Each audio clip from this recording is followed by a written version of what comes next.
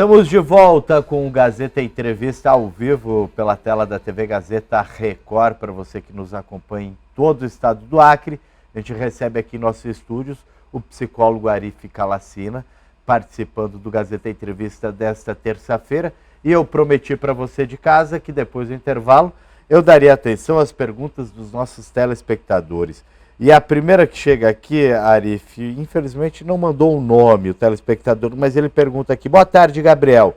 Surto psicótico pode se dar por estresse? É possível, desde que a gente não pode ter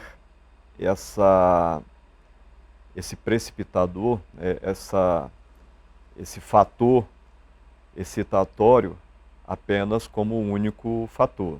A gente precisaria avaliar todo um quadro de disfuncionalidade, desde disfunções internas, no trabalho, pessoais no caso, né, familiares. Então, se a pessoa numa situação de estresse extremo, mas eu falando realmente num limite da capacidade de suportar dessa pessoa, é possível sim. Principalmente se houver o uso de alguma substância, mesmo algum medicamento, e é importante, a depender do tipo de medicamento, por isso a importância da prescrição médica, porque ele precisa avaliar todo o quadro clínico da pessoa para receitar o medicamento adequado, porque alguns medicamentos, principalmente alguns psicofármacos, eles têm essa possibilidade dentro dos seus efeitos adversos, a possibilidade de ocorrência. Mas, independente disso, uma pessoa em situação de burnout, que também é um outro caso sério que vem atingindo muitas pessoas, se esse estresse chegar no limite insuportável para a pessoa, e essa pessoa não está tendo condições de equacionar a sua vida, equilibrando trabalho, família, lazer, é possível que por alguma razão, principalmente quando se trata de uma pessoa que tem uma vida sedentária, dorme pouco, além de dormir pouco, dorme muito mal, se alimenta mal, a possibilidade existe. E aí a gente precisa também levar em consideração fatores fisiológicos de ordem genética e hereditária. Suponhamos que essa pessoa, dentro dessa possibilidade, tenha uma herança genética que vai passando de geração em geração, de algum familiar ou de familiares que tiveram algum transtorno ou algo semelhante de ordem mental em algum momento da vida. É possível que essa pessoa também tenha esse gene, em algum momento, a depender desse quadro ambiental, venha a ter também uma crise como essa. O Arif, depois da pandemia, foi possível observar um aumento de pessoas com problemas de saúde mental, ou apenas a gente que passou a dar mais atenção a esse problema e a gente segue com uma estabilidade? Uhum. Na verdade, talvez, dois aspectos. Talvez a gente tenha começado a prestar mais atenção nas ocorrências de transtornos de ordem mental,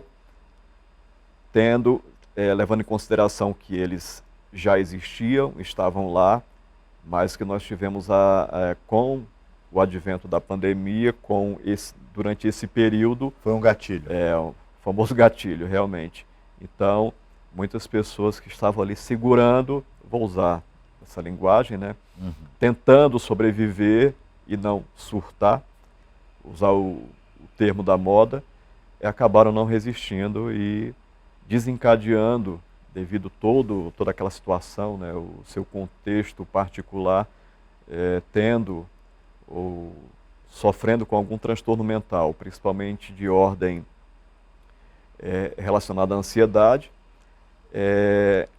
Podemos colocar o transtorno de ansiedade, sim, o transtorno de ansiedade generalizada, mas a depressão possivelmente foi o transtorno mais prevalente dentre esses. A ansiedade já era comum. Nós, enquanto seres humanos, nessa sociedade extremamente acelerada, estamos mais ansiosos, talvez, do que nunca. E a possibilidade de isso se tornar uma patologia, ela é real, ela existe. Não é todo mundo que vai desenvolver isso, porque tem pessoas que são mais resistentes, sim, isso é lógico, mas tem pessoas que não. E isso não é um problema, não é fraqueza da pessoa. É apenas uma condição genética, fisiológica, que não favorece a pessoa a resistir tanto quanto outras pessoas. São pessoas que, a depender do seu estilo de vida, conseguem se organizar, se equilibrar, utilizando os seus recursos e ficar bem. Mas muita gente realmente adoeceu e não tratou, outros trataram, outros ficaram pior, outros melhoraram, enfim.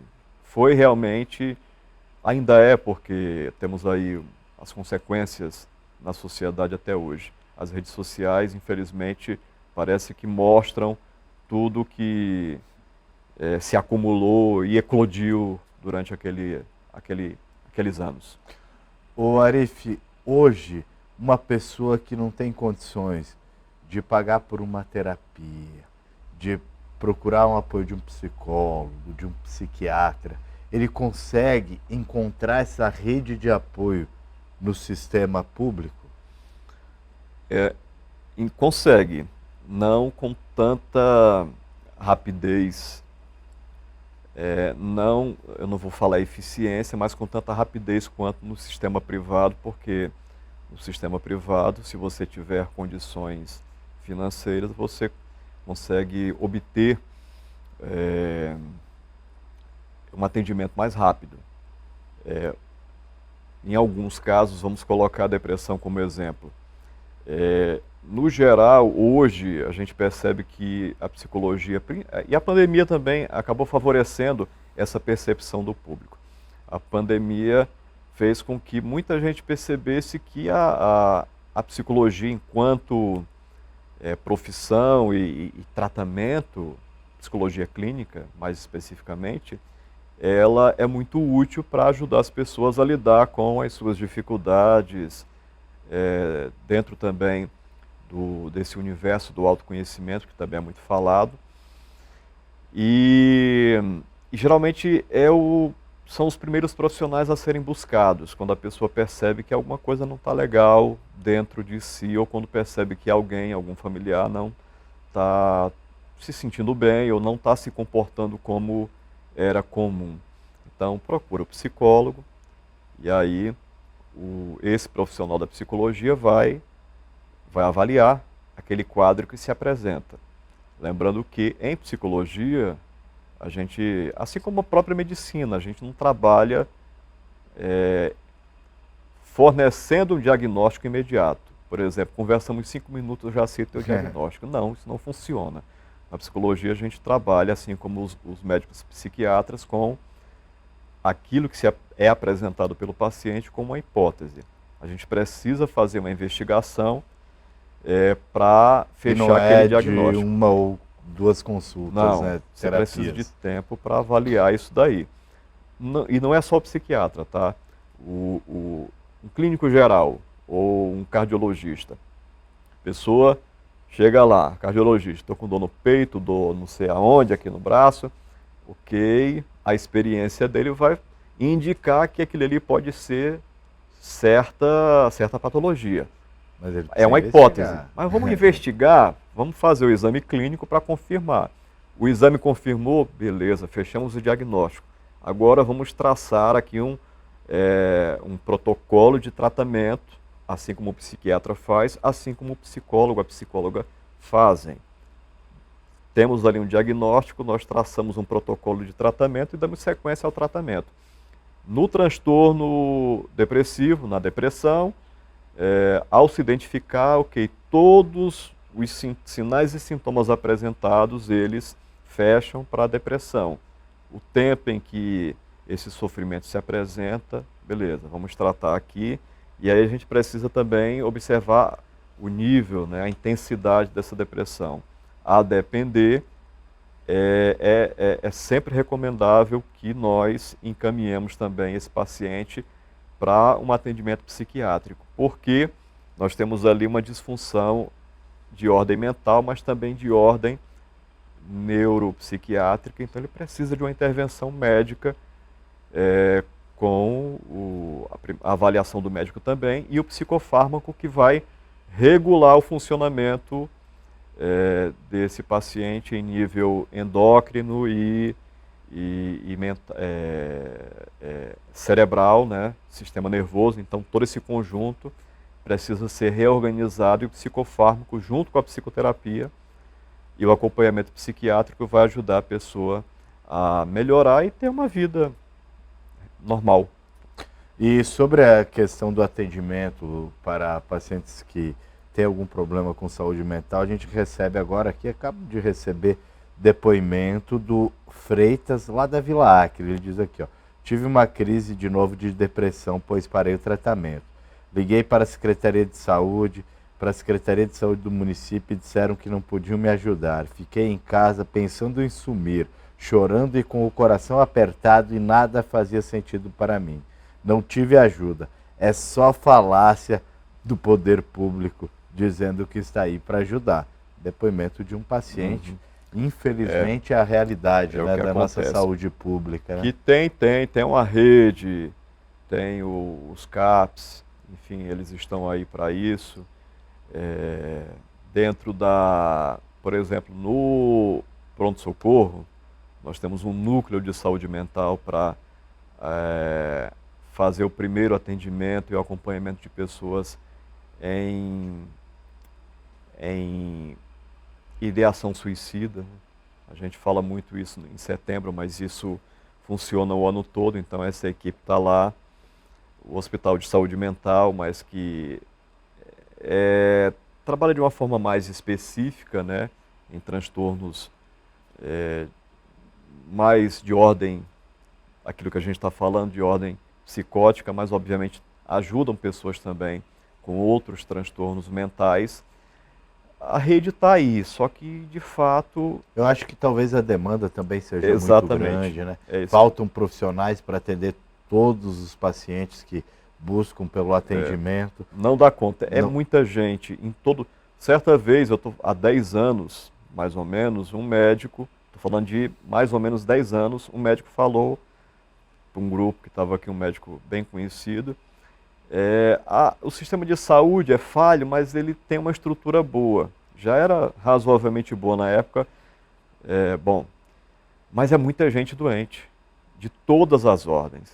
E hoje em dia, o adoecimento, o sofrimento mental vem se tornando muito prevalente, então já é uma demanda que vem aumentando muito. Então não tem profissional suficiente, o poder público infelizmente não está oferecendo espaço suficiente, muitas vezes também não valoriza os profissionais, né? isso, e também a gravidade desse problema quando se fala em saúde mental. É algo sério, isso desestabiliza a pessoa, desestabiliza todo um grupo familiar, enfim, nós estamos falando de algo realmente sério e de saúde pública, é muito grave realmente.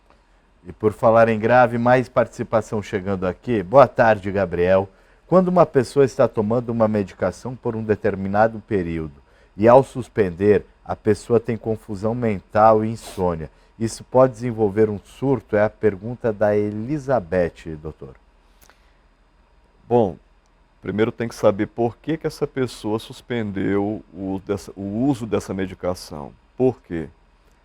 Somente o seu médico que acompanha essa pessoa pode fazer esse processo que a gente chama de desmame, que é um processo que existe em várias áreas da medicina, como na psicologia.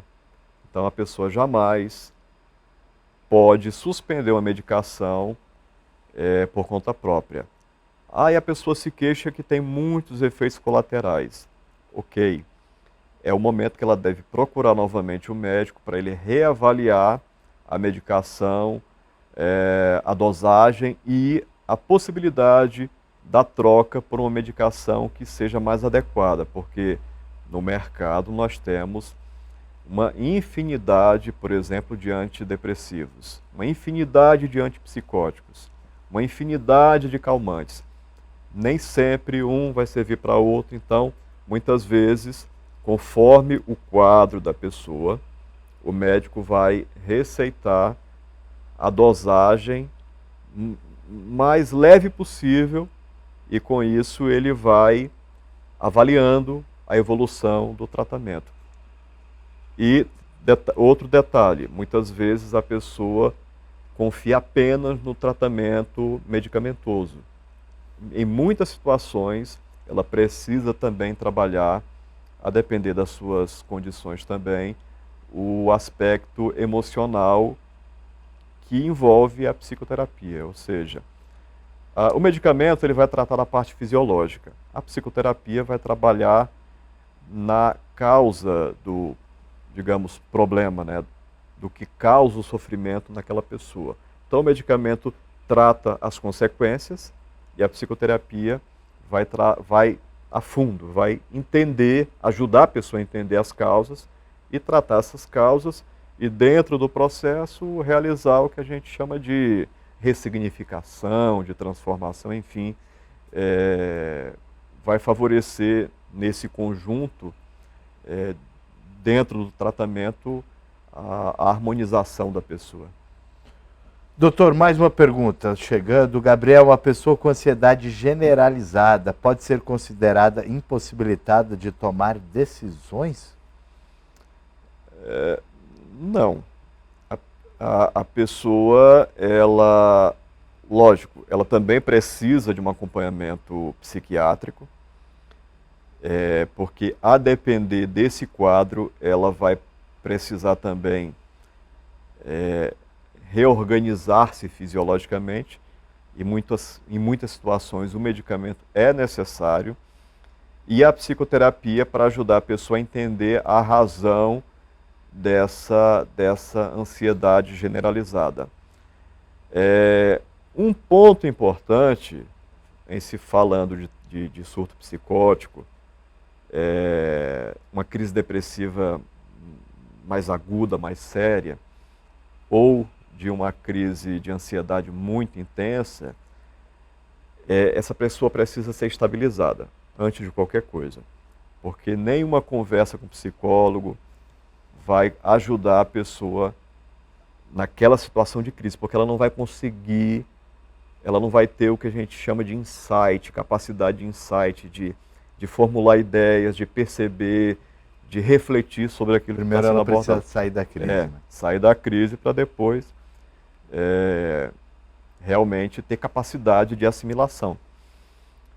Se uma pessoa está em crise, uma crise severa de TAG, ansiedade generalizada, transtorno de ansiedade generalizada, ela também vai ter uma dificuldade semelhante em realizar certas coisas.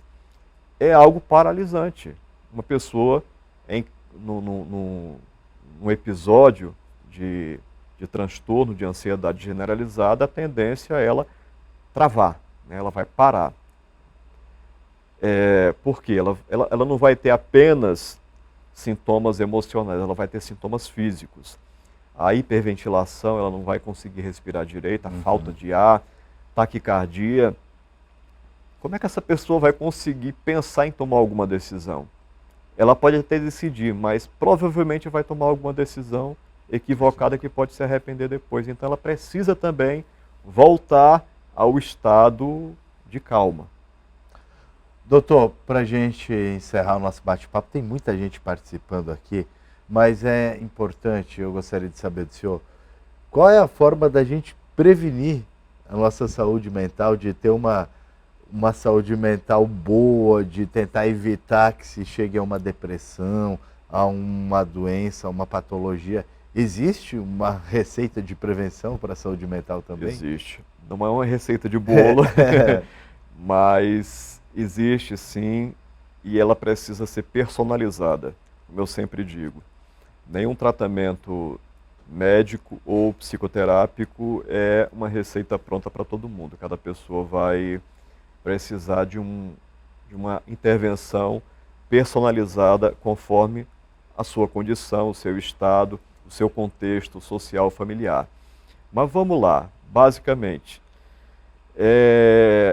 a gente precisa, o máximo possível, melhorar o estilo de vida, qualidade de vida. Hoje em dia, por exemplo, já está mais do que comprovado. Exercício físico já é comprovado por inúmeras pesquisas da neurociência, que é uma outra disciplina que a psicologia, a psiquiatria e a própria neurologia se apoiam muito para compreender esse funcionamento de ordem cerebral e sistema nervoso. Já está mais que comprovado que prática de exercícios físicos, na regulação hormonal, quando envolve endorfina, dopamina, todos esses hormônios, né, é essencial. Ok. Qualidade do sono também é importante. Não existe uma regra de tempo de sono, cada pessoa tem que descobrir qual é o seu tempo, mas a média geral já é consagrado, no mínimo 7 horas de sono por noite. A recomendação é que se durma mais cedo e acorde sempre no mesmo horário, né, para que o organismo possa ter um sono reparador e se recupere. A qualidade também da alimentação é importante. Menos gordura, menos excesso de sal, de açúcar, aquilo que a gente já conhece, né, que nutricionistas falam todo dia e que nós da psicologia, que médico também fala todo dia. Então, vamos pegar esses três... Esse tripé, né? Alimentação, atividade física e sono. Isso. Agora, o restante, uma boa relação familiar, uma boa relação de amizade, trabalho, tudo isso é importante, mas são fatores que muitas vezes fogem da nossa capacidade de controle. Mas dormir mais ou menos num tempo suficiente, comer mais ou menos bem, o melhor possível, e praticar atividade física, isso daí... Só depende da gente, né? Isso aí depende de nós. Ninguém pode obrigar, né, uma pessoa a ir lá põe o tênis ou vai para academia, enfim, isso aí você tem que decidir. Mas esse tripé já ajuda bastante. Agora, se você quiser incrementar mais ainda, procure um apoio psicológico, independente do transtorno, existir ou não, mas como uma forma preventiva, mas antes de tudo, autoconhecimento, que isso aí foi a palavra da moda durante a pandemia, né? E nunca vai deixar de sair. E uma boa terapia lhe dá esse autoconhecimento. Com certeza, né? É realmente fantástico, vale a pena. Esse é o psicólogo Arif Kalacina, que esteve com a gente hoje. Muito obrigado pela sua participação. Foi um prazer recebê-lo aqui. Foi muito esclarecedor para o nosso telespectador, Arif. Obrigado. Muito obrigado também. Um grande abraço e conte conosco. A gente vai para o intervalo. Daqui a pouco a gente volta para entrevistar o presidente da Fundação Garibaldi Brasil, Anderson Nascimento. Depois do intervalo, vamos falar sobre concurso de iluminação natalina aqui na capital. Já não sai daí, a gente volta já.